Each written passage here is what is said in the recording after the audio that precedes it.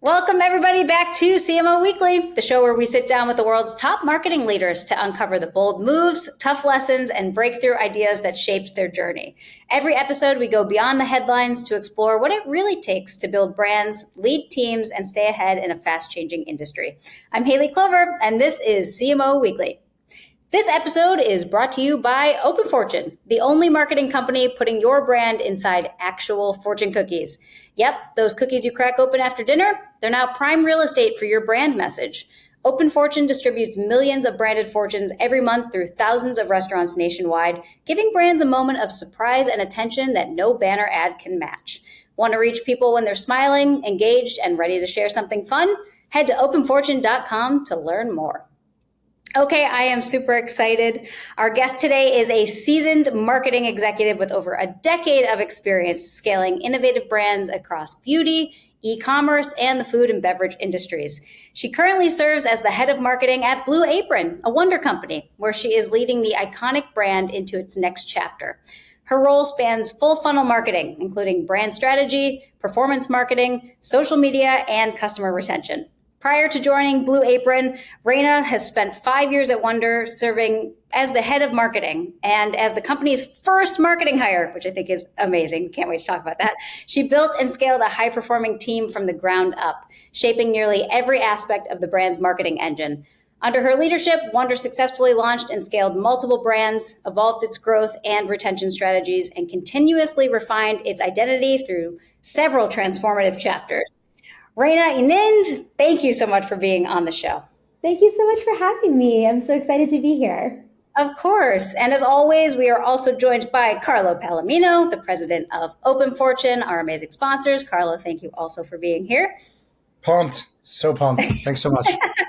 I thought you were just going to put your hands up, and then I was like, people are listening.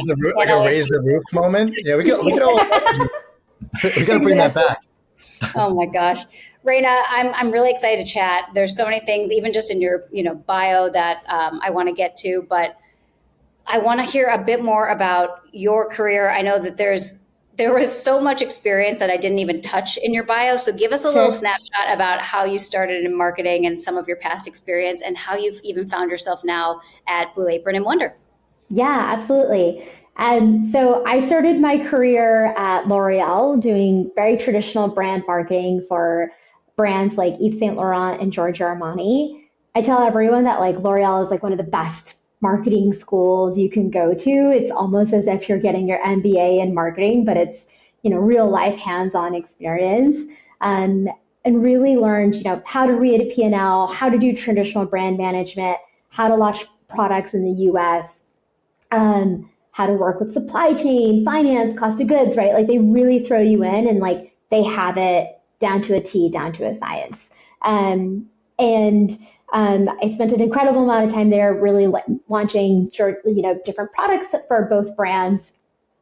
And at the time, I know it sounds so dated, but at the time, digital marketing was like just starting to take off and social media was starting to take off. And I remember going to my VP being like, hey, I really think we should be doing something on Instagram. And they were like, no, we have our playbook. We advertise in the September C4 Vogue every year. That's what we do. And I just was like, if I don't learn this, I'm going to miss the boat. And so I made the choice to leave L'Oreal to join a startup where I could get more hands-on experience, specifically in digital marketing. And I think that's where I kind of like figured out that, actually what I want to do is I want to spend enough time in different functions of marketing to learn them enough to be dangerous, but I don't want to get pigeonholed into them. Something I kind of picked up early in my career is I was like, I don't want to be the director of paid social. I want to know paid social, but I don't want to be the director or VP of paid social. And so I've been intentional in like the way I've crafted my career to spend enough time in different functions of marketing to learn them enough to be dangerous so I can go into a room and speak the language, but not get pigeonholed into them. And so I did, digital marketing at a small startup called Vroom. I then left and went to Jet. At Jet, I actually switched to offline marketing. I did direct mail, podcast, TV, out of home, and grew at Jet to actually oversee the entire acquisition media program, overseeing both online and offline. and then, did a small stint at Standard and then came to Wonder. My time at Wonder was like really funny. I like kind of got a text randomly one day from an unknown phone number saying, "Hey, I heard you're looking for a new opportunity." And a lot of the early employees at Wonder were had also worked at Jet, and so I guess someone had mentioned something to someone else, and so it was really exciting to join Wonder as early as I did. I actually joined before the company ever launched, and so when I joined, it was like literally an idea on a piece of paper, and we were in extreme stealth mode, and I didn't even know what the company was called when I signed the paperwork, which when I look back now, I'm like, what was I thinking? And so, but it was really great. We launched the brand actually during COVID.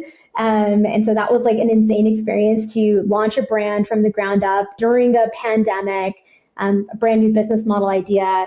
At the time, the idea was food trucks drive to your home and cook your meal fresh outside your door. We scaled that up to like 600 trucks on the road. Then we shut it all down and pivoted business models to physical freestanding restaurants, launched our first restaurant, scaled that up to like, now we're at over 55 restaurants open. And then we bought Blue Apron, we bought Grubhub. And then in January of this year, I switched to the Blue Apron team and have been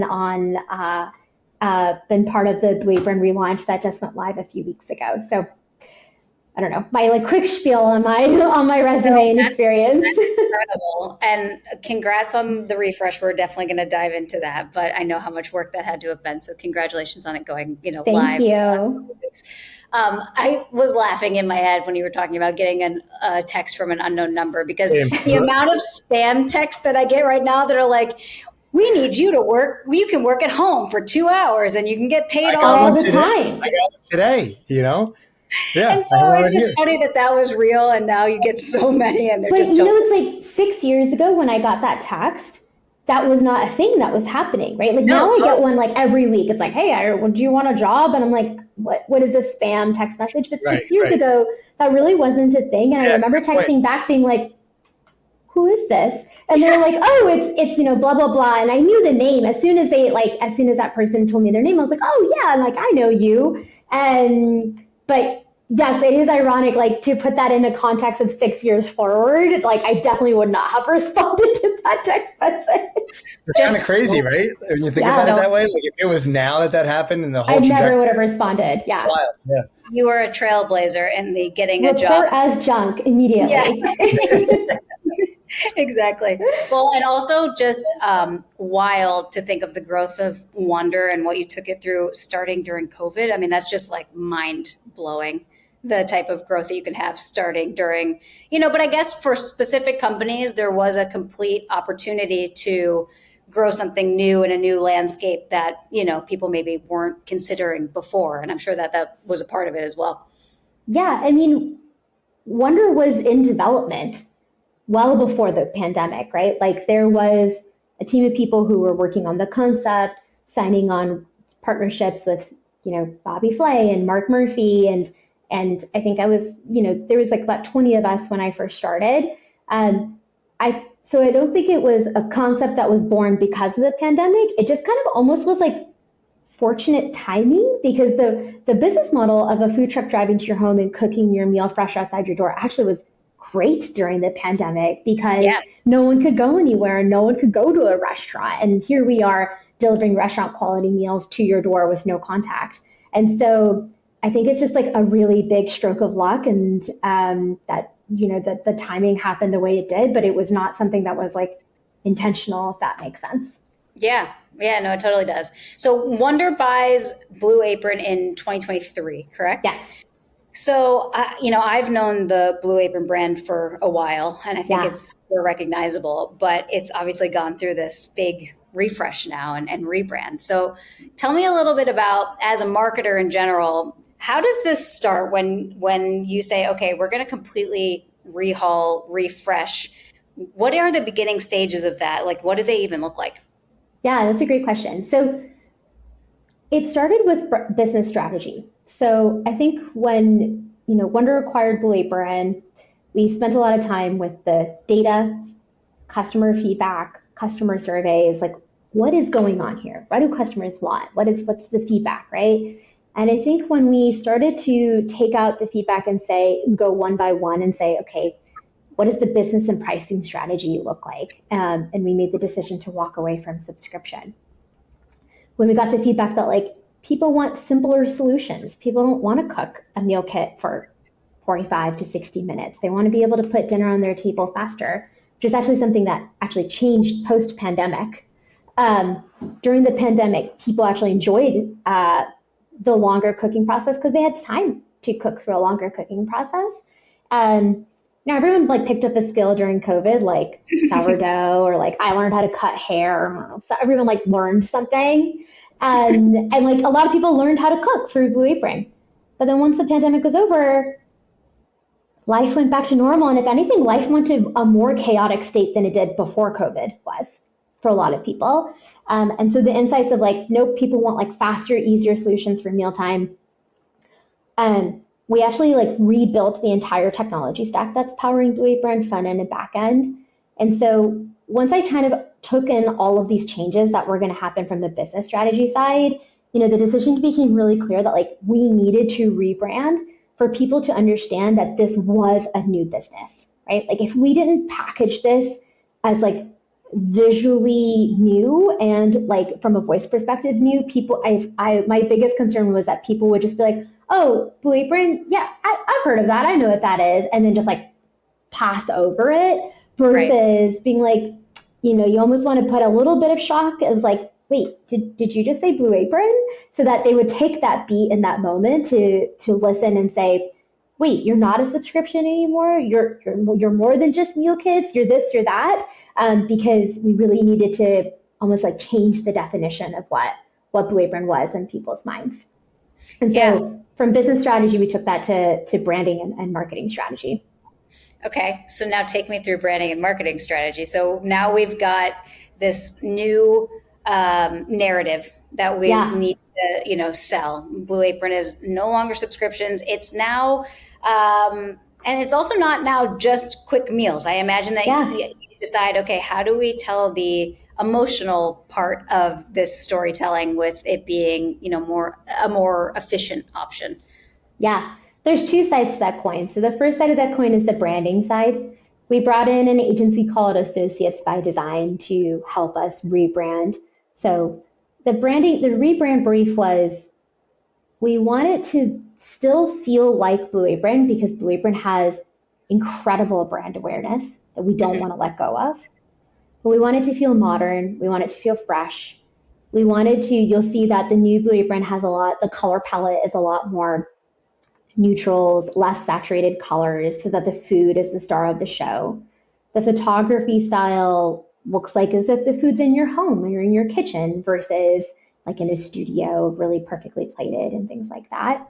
Yep. And so from a branding perspective, like the intention was, while the new logo doesn't look like a massive change, right? It's still an apron. There's small nuances that we put in, hand drawn, putting more like flowy into it, like the apron has a bit of a flow to the bottom of it to make it feel more airy and like less authoritarian and more like the branding strategy was like Blue Apron should feel like your sous chef, as if like you're in the moment, you're in the kitchen and you're like frantic and you're like, God, like what am I gonna like do next? Like what's the next step in the recipe? Like my kids are yelling at me. It's like dogs barking. It's 6 o'clock. People are hungry. Like Blue Apron should feel like that hand on your shoulder that's like, hey, like we've got this. Like it's gonna be fine.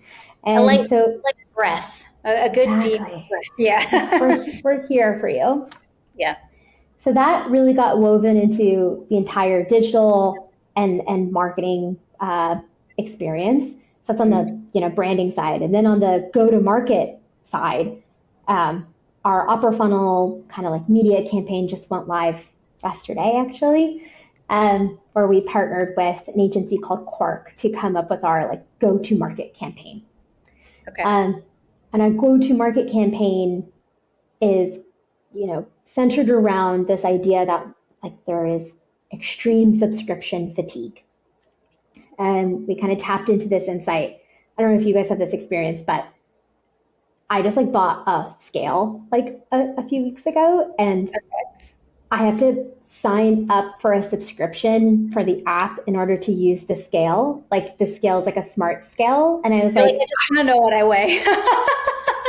it's crazy, right? And like I think there's like, and we found all these like Twitter threads and Reddit threads of people talking about like the most absurd subscriptions they have now, right? Like you have to subscribe to like heat your seats in a Tesla, and you have to subscribe to your mattress settings on an 8 Sleep, and like it's like I think like subscription was built as something that was supposed to be convenient, and now has like honestly like gotten pretty crazy and how many subscriptions were out there. And so that was kind of the insight that we tapped into the go-to-market campaign, which is subscription burnout is real, and Blue Apron is shattering and breaking away from that, and really trying to make sure that people understand that like the new Blue Apron is built to be flexible and meet you where you meet us, right? Like whenever you want to shop, like we're here for you versus forcing you to meet our weekly subscription cycle, if that makes sense. Raina, that's the most absurd subscription concept with the scale I've ever heard in my entire life. I was actually lamenting to my sister the other day when I was like, we were catching up after like 3 months of not talking. And we were just pissed off at all the apps that we have to download to do things that are just unnecessary to use apps for. Like I was trying to play pickleball the other day, and they forced me to download an app to sign in to then pay for it. I was trying to go to the beach 2 weeks ago and I had to download an app. And I'm like, come on, guys. Like for certain reasons, an app makes sense. For certain reasons, doesn't, I think like if you took a step back and thought about like what are like the most absurd subscriptions, like they kind of quickly come to mind. Like it's gotten a little out of control. Well, and the amount of times that I've gotten to a point where I'm interested in a product and then they're making me subscribe or something, and then I go, screw it, I'm out, or I don't have the time for this, or I just don't want to do this. I don't want to. You sign up for the free trial and then you're like, I'll remember to cancel, but you don't. You never do, right? Like who remembers to cancel? Or like the canceling is super hard. It's I think like it was built as something that was supposed to be convenient that is not super convenient anymore. It's become got you moments from brands. And I think that's what's messed up. Like there's certain reasons subscriptions make sense, and there's others like that just aren't required. And I think that brands still try to shove it down people's faces and say you have to do it that way. And it's kind of messed up now. So, and I agree, you're creating more friction, if anything, to Haley's point. So your top of funnel campaign went live yesterday. Woohoo! That has to feel good. Yes, it does. So when you're doing a refresh like this, is there an emphasis on finding a new customer, or are we trying to retain the customers we've used in the past and really get them to understand that there is a new product, or is it a little bit of both? Great question. It's both. There is a very big focus on Blue Apron has an incredibly loyal customer base. Like apps, it's incredible. I've never worked for a brand that has customers that have shopped with it for 10 plus years. I mean, like just so loyal. And so there's definitely a major focus on ensuring that those customers know how much we value them, we love them, we care about them. We're not abandoning them in the new Blue Apron. And in fact, there's like entire marketing campaign just focused on that customer segment and ensuring that they adopt the new Blue Apron, and we're listening to their feedback and making any changes that they want as quickly as we can. The upper funnel media campaign is twofold. The first objective is Blue Apron doesn't have an awareness problem. A lot of brands, when they invest in upper funnel, it's like, we're building brand awareness. Sure. Blue Apron doesn't have an awareness problem. People know who Blue Apron is. They know the brand, they know what it sells. Where Blue Apron falls is like the next step layer in the funnel, which is like consideration, has a consideration problem. And so the focus of the spots are, one, to tell you that we've walked away from subscription. So hopefully you would reconsider us or consider us now if you didn't previously. And two, tell you that we actually sell more than just meal kits. We have really simple products. We have heat meat meals that are pre-made. And the spots actually feature the 2 new product lines. We actually are not, we didn't actually think we needed to tell you we sold meal kits because you probably already know that. And so the new spots really just focus on the 2 new product lines that we launched. And that was like the intention, is to ensure that you take away those 2 key messages in hopes that you would then say, maybe I will like consider Blue Apron this time around, given 1, the shopping is more, flexible, and 2, they have more options that maybe might meet my mealtime needs. Yeah. And with that, working on that consideration and with a refresh, do you also stick with the same channels of marketing that you all have been using and looking at that same data, or are you trying new things? No, absolutely. The meal kit industry in and of itself is um, really promotional. Mhm. A lot of the competitors in the space are like, one, the space is very crowded. Two, it's very promotion driven, and three, it's kind of almost like a race to the bottom, if that makes sense, because it's so promotionally driven. And I think that in the new Blue Apron, we really try to change the media mix to ensure that people just like loved the brand and like considered us versus like, here's $150 off to shop Blue Apron, if that makes sense. So you're going to see Blue Apron enter TV and connected TV for the first time in years. Um, Blue Apron was one of the first brands, back in 2012 when it first launched, to advertise in podcasts. Like, that was when podcasting was like just getting big, and like, the CPMs were not what they are today. And Blue Apron has not advertised in podcasts in like maybe more than 3 years, 5 years. And so we're going to see Blue Apron come back into that. You're going to see it in streaming audio. And then we also made a really conscious decision. We had a lot of debate internally about whether we should associate like a celebrity or like someone big with the relaunch. And we actually made the decision, instead of to like bring on one big name, to actually bring on like 100 content creators. And so there's a really big focus on influencers, and we have well over 100 influencers that are going to go live in the coming weeks. That's cool. So talk to me a little bit about that, because I know, like you just said, there's a lot of emphasis on promotions from a lot of different subscription, Yeah. based models. And talk to me a little bit about just the influencer strategy when there is, quite honestly, like a good amount of influencers that are talking about these sort of things. And when you're also talking about people kind of being maybe a little bit sick of subscriptions Yeah. in general, like how do we get around that issue to make sure that the influencers are feeling super genuine? And like, honestly, I'm sure they do love the products and the availability of the shopping and everything that they're promoting. Yeah, absolutely. So we made the decision to bring content influencer partnerships and management in-house from an agency a few months before relaunch, because we knew that this was going to be a big focus of the campaign. And I think that what that has allowed us to do is, like, one, we're talking directly to the content creators, right? Like, there's no middleman. Yeah. And it allows us to be partners with them, right? Like, we have, like, when we reach out to them, we're like, hey, here's some ideas. But like, what's really fun is like when they send us their ideas back, and they'll be like, hey, I have an idea to do, someone wanted to do something in the style of like Love Island. And I was like, great. That But sounds super fun, right? And I think like it's that level of authenticity that content creators have that you really want to preserve and like yeah, want to protect. And I think like when a brand can talk directly with them, we can just like collaborate as if they're like a member of our team, versus like, here's our specific proposal and things, here's the script we want you to say. which I love, because you're letting the content creator do what got them to the level Yeah, of like, variety to begin with. Why not let them do what they're good at?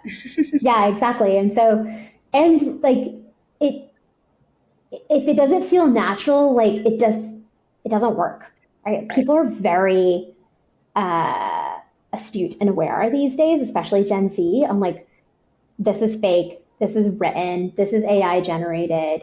Um, and so the intention was to work with content creators, like I said, as if they were an extension of the marketing team, email with them back and forth, go back and forth with them on their ideas, and make them feel empowered to talk about how the new Blue Apron fits in their life, versus like, here are the talking points we want you to hit. Raina, a quick question here. For TV, connected TV, and influencers, do you consider that, presumably yes, but I want to make sure, do you consider that top of the funnel for you guys, brand awareness, relevance, equity, or do you consider that more of a, I guess for influencers, maybe like a middle to even potentially bottom funnel, or like a little bit of both? How do you guys look at it, and then how do you measure its impact? Yeah, the influencers, I think different tiers of influencers can sit across the funnel. Like I've seen amazing success with like really micro and nano influencers, especially at my time at Wonder. When we first launched Wonder, it was only available in like a few zip codes for about a year. And when you're only in a few zip codes, you really can't do digital marketing or anything like that, right? Like there's no scale. And so what we ended up doing was like turning the like PTA president and like realtors into like influencers for us. And like, they're not real influencers, right? But like we kind of made them to be our influencers. And I think when you have like a small, authentic audience, like someone who's not an influencer that kind of becomes an influencer, wow, you can really see really efficient results there. And that can sit at lower funnel. And so for Blue Apron, I would say the focus for influencers is more like middle or top of funnel, which is like, one, we need to get people talking about this brand again. Two, we need people to like realize that it's different or changed. I actually drew a lot of inspiration for the Blue Apron relaunch to Abercrombie. I think Abercrombie went through like a really successful relaunch of the company and brand in the past few years, right? Like it's not what it was. It's not mousses and like, I don't know, cologne and like it's really transformed. And I remember when they went through that transformation, so many people would be like, oh, like I love your shirt. Where did you get it from? And they would make an assumption, oh, you got it from Aritzia or Madewell. And people would be like, no, I got it from Abercrombie, almost as if it was a secret. Like they were ashamed to say that they were shopping from the brand that they shopped from in like high school or something like that. Yeah. But like you really seen it in like the stock price, right? Like the past 5 years, like they've just seen absolutely impressive growth. And so I've benched the Blue Apron relaunch to Abercrombie, which is like, we need to get people to re-talk about Blue Apron again, reconsider it, realize that it's new. And part of that is like using influencers as a way to create relevance again. Got it. And then for TV specifically, like how do you measure its impact? Is it just an uplift in sales? Is it like just seeing traffic to the site? Is it people talking about it, posting on social? What like how do you know like, oh, that worked? Or really anything that you guys do? Like I'm really curious how you measure its impact. Yeah. Attribution is tricky. So, I mean, it's like one of marketers' like favorite topics to talk about, right? And for TV attribution, what we're going to be measuring is like website traffic. And so we can actually like measure basically spikes in traffic relative to like a baseline dated directly to the commercial and when the commercial airs. And so that's like the primary use of how we're going to be measuring website traffic. And so like our upper funnel TV campaign is against website traffic, and hopefully increase in traffic will also produce an increase in sales. Yep. In terms of influencers, all of our influencers have unique promo codes and unique links. We also have like a how did you hear about us survey. Personally for me, like what we have is like all of these like different ways, like micro ways of doing attribution. And we try to have like one universal attribution model. It's not perfect.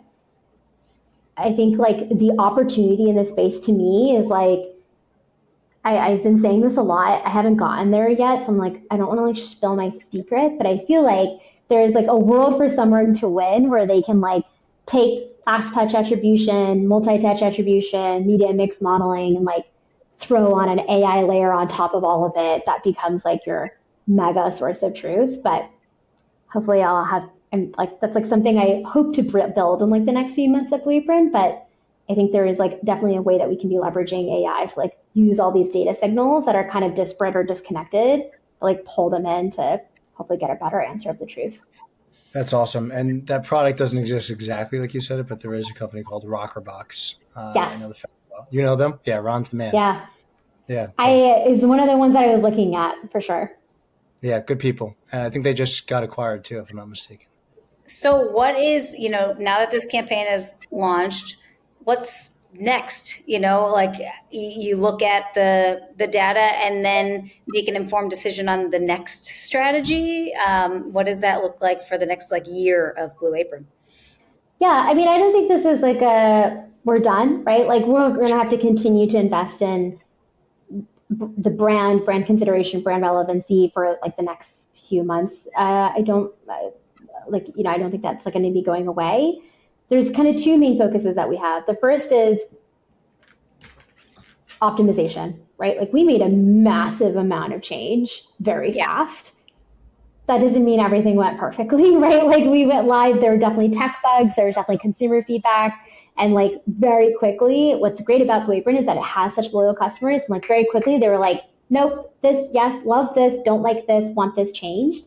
And we were actually like, part of it is like the product and tech team are working to fix those features and get those on the roadmap. But even in marketing comms, like we had emails that we had designed, weeks before launch that I was like, nope, this language is now confusing to customers. We need to redo all of it based on like feedback that we're seeing online. And so in real time, we're making adjustments to communications and language based on like what is landing with customers, what are they confused about, what are they liking, what are they not liking.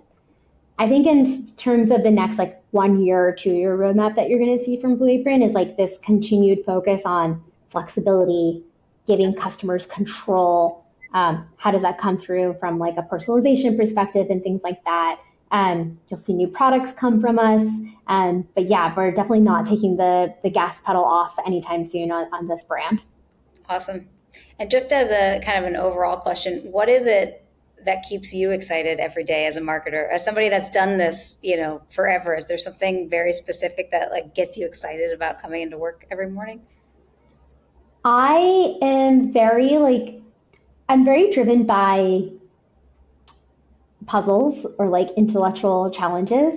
I think, on the wonder side, I had the puzzle of how do I launch a brand during COVID? It has no brand awareness and a business model that's never existed before. And quite frankly, a pretty complex business model to explain to customers. And I think on the Blue Apron side, it's been really interesting to think about how do I take a brand that has such high awareness and clear definition of a product in a very crowded industry, right? Blue Apron has like almost 30 plus competitors.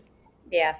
And make it feel new and make it feel fresh and make it feel relevant again. And so I think for me, like when I wake up, I'm always like, if I'm not like intellectually stimulated, that's when like I lose a lot of my motivation.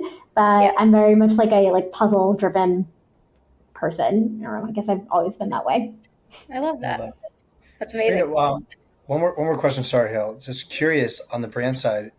Have you guys thought of or have you experimented? I mean, Wonder had, I guess in some ways it was always in real life, right? And obviously still is in real life. Yeah. But for Blue Apron specifically, have you guys thought of doing anything more experiential, more in real life? Like what are those moments that you've been thinking about maybe? We haven't. We haven't had experiential on the playbook for two reasons. Experiential usually is also like geo-locked or geo-gated.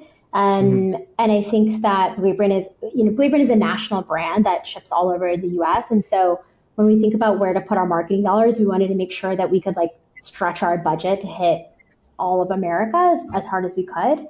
I think we'll probably see what experiential looks like in 2026, in terms of one, when we start to see pockets of like, where are we seeing performance that we want to double or triple down on, or two, are there partnerships that we find interesting that would like make sense from an experiential perspective.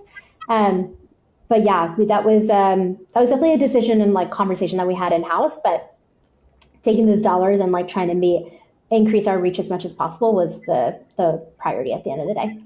So then from an in real life perspective, does that change at all with like a look to out of home, since it's not really experiential? You're right. That's more localized, but out of home can touch national. Yeah, we thought about doing out of home. It was definitely something that we considered. And instead of doing out of home, we decided to put those dollars into audio. So podcasts and streaming audio, again, better for the reach. And a brand like Wonder historically has always done a lot of out of home. Again, it is regional, it is local, it is connected to the store. And so Wonder's actually like out of home campaign also went live this week in like the New York City, New Jersey area. And I think it like depends on each brand and like what that brand's goal, budget, focus is. For us, it was how do we take our dollars and stretch them to hit like the highest amount of customers and frequency as we could. I want to get to our fast questions round so that we can learn a little bit more about you and then give you your day back. But this so is I have just to answer quickly too. Whatever comes to top of mind. Yeah, you have to answer as fast as possible. No, you can just like, is this like a blitz? Okay, got it. Or else, a red boxing glove comes in. Whatever first comes to mind. This is just so our audience can learn more about you, the human behind the marketing. Okay, so what is your favorite city in the world? New York. Person, dead or alive, that you'd most like to sit down to dinner with? Oh, gosh, that's a really great question. There's so many people. Faster, Raina, faster. Okay, I like, oh my God. Okay, I think I would say, this is kind of, I would say Indra Nooyi. Indra Nooyi is like the CEO of Pepsi. I think there's not a lot of like South Asian female leadership in the Fortune 500 space. And she's always someone that I've like looked up to as like, wow, I wish I could be her one day. I love that. That's awesome. Good answer. In 30 years, what do you think people will be nostalgic about? Authentic content. I already am annoyed when I scroll on Instagram and I'm like, this is AI, this is AI, this is fake, this is fake. And I wish, like, shout out Mark Zuckerberg, if you're listening, like, please create a filter or a flag so that we can filter out AI content because I don't want to see it. And I think in 30 years, we will really be feeling that effect a lot. Yeah, I agree. And that banner would help a lot with the parents that are sending their kids these videos, and we all have to write back, that's not real. Someone needs to launch like a social media platform that like bans AI content. Like, I don't know, but like it's getting out of control really quickly, really fast. And it's only like 2 years. It's so in its infancy. It's so early. I know. And it's insane already. Like I saw a video the other day of this like whale attacking a boat, and I was like, well, this is obviously fake. This is obviously fake. Yeah. I saw one the other day that got me for a hot second, I'm not going to lie, until I realized the really key things like the door opening from the hinges in the background. It was a little kid riding a dog, a golden retriever, which like I used to get on my dog's back as a kid. So I was like, this kid's hilarious. But then I was like, wait a second, that's not. You're like, is this America's Funniest Home Video or is this AI? Like, it's crazy. Oh, that's so true. Okay, good answer. What's the best advice that you've ever been given, whether it's about work or just personal life? The advice I live by and that I tell everyone on my team, I probably say this motto literally every day, is see something, say something. I think that especially for a lot of like junior marketers, people will make assumptions that like someone's working on it or someone's already asked that question or someone's probably already raised this. And I'm like, if you see anything wrong, positive, negative, you have a question, could be for any team, like just say it, say something. Because, that's how we all get better each and every day. It's like by constantly asking questions or pointing things out, even if someone has already raised it before. If your team had to describe your energy, your vibe by a cocktail, what cocktail would you be and why? Gosh. I think that people would probably describe me as an espresso martini. I am I'm very high energy. I thrive in like a very fast-paced environment. I work very fast. I talk very fast. And like if we're not doing things immediately, I'm like, okay, like we're gonna get it done. And I think that's why I've like always thrived in like Mark Laurie's environments, with like these environments that are like really fast paced, take high risk, get it live, learn from it, optimize from it. And yeah, I don't know why I associated that with espresso martini other than the fact that it has coffee in it. No, I think that's amazing. Good answer. Curveball question. Is it okay to sleep with socks on? You don't sleep with socks on? I only sleep with socks on. Hell yeah! Let's Wait, go! What? You like to sleep with socks on. I am so excited, Raina. You're my new favorite person. I didn't want to preface it this time. Carlo and I always have a side bet going. We ask this question on every podcast. The fans are probably like annoyed at this point, but most people are like, ew, sleeping with socks on is weird, or we get called psychopaths. I love sleeping with socks on. If my feet are cold, I can't exclusively sleep with socks on. I cannot sleep without socks. I I love you. I love you. I Blown love away. you. Raina, we've been doing this for years. That's the first time anyone has emphatically said that they sleep with socks on. And I we've didn't even done know this was controversial. I just assumed everyone was like me. I'm like, what do you mean? People think no, that you we're are with sociopaths. okay. So first off, let's go back historically here a little bit and give Raina some context. So the question is, it's $100 bet every time. So I just lost $100, whatever. Okay, but it used to pretty be even, quite honestly. It used to be I used to be winning a lot of monies. Okay, it used to be do you sleep with socks on, and I would win 9 out of 10 times. Okay, then one day, without even consulting me, Haley changes it to, is it okay to sleep with socks on? And then the tides really shift, right? And now people are like, yeah, I don't, but it's okay. You are the first response I've ever seen like that where it was like, yeah, exclusively, absolutely, undoubtedly. 100%. They have to sleep with socks. It's so much So cozier. You both and are like crazy warm people. and Literally, like it's so cozy. Like and Wait, do you your have feet are warm. more questions? I've never so many questions off this. Do you have exclusive sleeping socks, or No. it could be any socks? Give me any socks. Okay. I agree. Yeah, I'm so against this. I'm a working mom of 2. I don't have time for exclusive sleeping socks. Sounds like a great. I'm like, I'm gonna send you a any pair of socks. sleeping socks. Listen. I sneak into, my son is a sock sleeper. I have 3 kids, and my son's a sock sleeper, and I don't allow that in my household. So I sneak into his room and I peel his socks off. And throw them I just in the don't hamper. understand. I don't get why it's such a big deal. Like, let the kids sleep. This is you guys are crazy people, but it's okay. Like, I respect it. Like, you do you, but that's nuts. But aren't your feet cold? We are. We're gonna do it. We're gonna be nice and comfy while we do My it. feet would be sweating profusely if I wore socks. I have to have sheets on, so I don't know if you like don't wear sheets and you just like No, wear I'm gonna guess sweats. Raina's like me, and we double the sheets and all the Like, things. yeah. Exactly. I'm trying to feel like I'm a swaddled baby. That's just like, like. Seriously, Okay, all right. I would love an adult swaddle. Yeah. Okay, do you have any totally random skills or hobbies that have nothing to do with your marketing career? I am a dancer. Oh, I did dance my whole life. I actually minored in it in college. I danced for a company in New York for a long time. Yeah. Cool. That's amazing. Which company? It's a company called Epic Motion. It actually doesn't exist anymore. It didn't survive COVID, unfortunately. Yeah, that stinks. That's really cool. Was there a specific style of dance? I grew up doing all dancing. I grew up doing ballet, jazz, tap, hip hop. Yeah. That's amazing.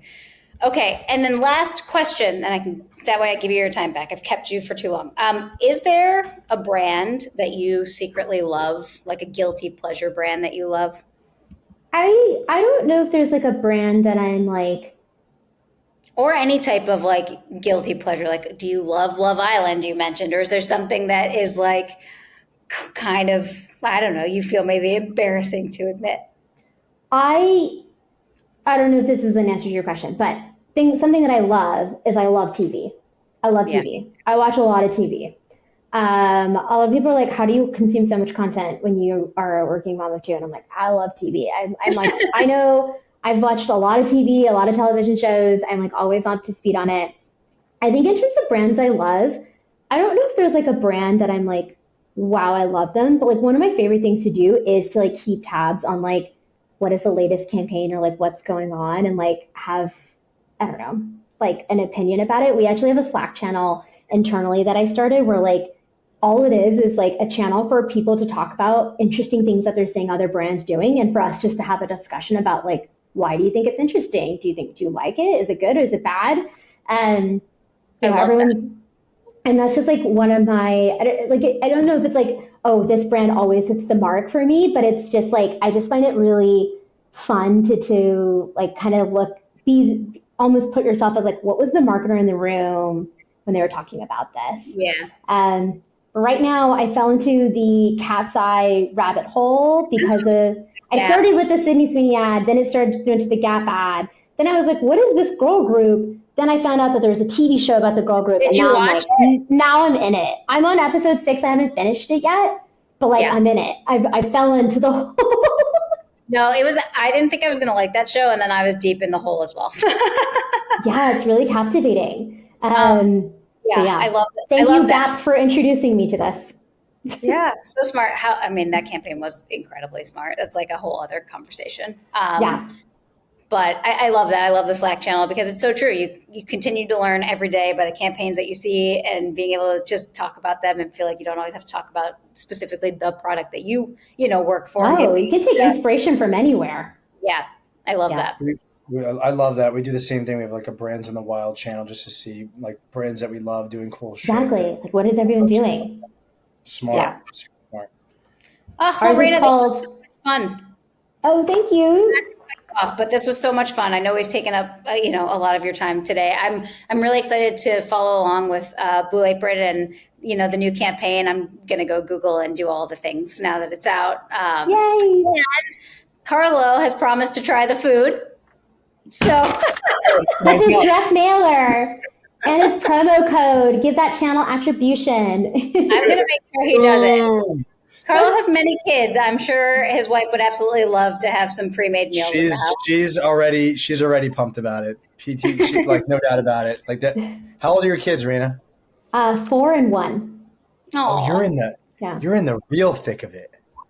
You're in the real thick of it. Yeah. Which, I was up at 4 o'clock in the morning today. Oh. I don't think I went back to sleep, but my 1-year-old woke up. I have 2 boys.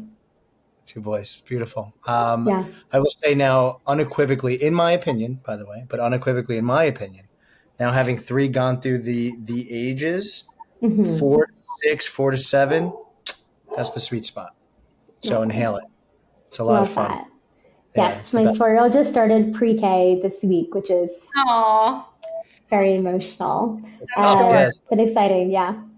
Yeah, thank you again for sharing, your marketing expertise and a lot about just, you and your personal life. I know everyone's going to love it. If they want to follow along with you more, can they find you on, LinkedIn, or where's the best place to kind of follow you?